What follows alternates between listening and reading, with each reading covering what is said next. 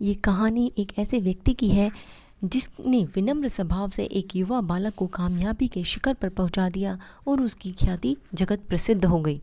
नमस्कार दोस्तों, मेरी आज की कहानी है विक्रम साराभाई। एक दिन एक सज्जन व्यक्ति धोती पहने, शाल ओढ़े हुए तिरुवनंतपुरम के समुद्र तट पर बैठकर भगवत गीता का पाठ कर रहे थे। उसी समय वहाँ एक युवक आकर बैठ गया।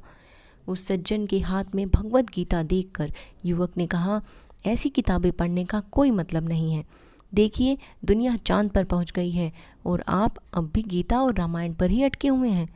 उस सज्जन ने लड़के से पूछा, गीता के बारे में तुम क्या जानते हो? लड़के ने सवाल का जवाब नहीं दिया और उत्साह से कहा, यह सब पढ़कर क्या होगा? मैं तो विक्रम साराभाई अनुसंधान संस्थान का छात्र हूँ। मैं एक वैज्ञानिक हूँ। मेरे लिए गीता पाठ किसी काम का नहीं है। युवक की बातें सुनकर वह सज्जन हंस पड़े। कुछ ही देर में दो बड़ी गाड़ियाँ वहाँ आकर रुकी।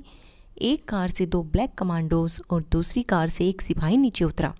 सिपाही ने बड़ी कार का पिछला दरवाज़ा खोला, सलामी दी और दरवाजे के पास खड़ा हो गया। वह सज्जन जो गीता का पाठ कर रहे थे धीरे से कार में चढ़कर बैठ गए। यह सब देखकर लड़का हैरान रह गया। उसे लगा कि वह आदमी कोई प्रसिद्ध व्यक्ति होगा। उस सज्जन के बारे में जानने के लिए लड़का तेजी से दौड़कर पास में गया और पूछा, सर आप कौन हैं? उस सज्जन ने बहुत ही धीमी आवाज़ में कहा, मैं विक्रम साराभाई हूँ। यह सुनकर लड़का हैरान रह गया। उसके बाद उस लड़के ने भगवत गीता को पढ़ा, रामायण महाभारत और अन्य वैदिक पुस्तकें भी पढ़ी। गीता का उस पर बड़ा असर हुआ।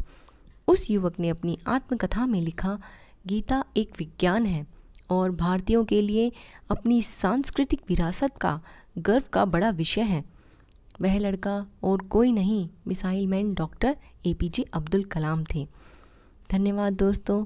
मेरी ये कहानी अगर आपको अच्छी लगी हो तो इसे लाइक और शेयर ज़रूर करें।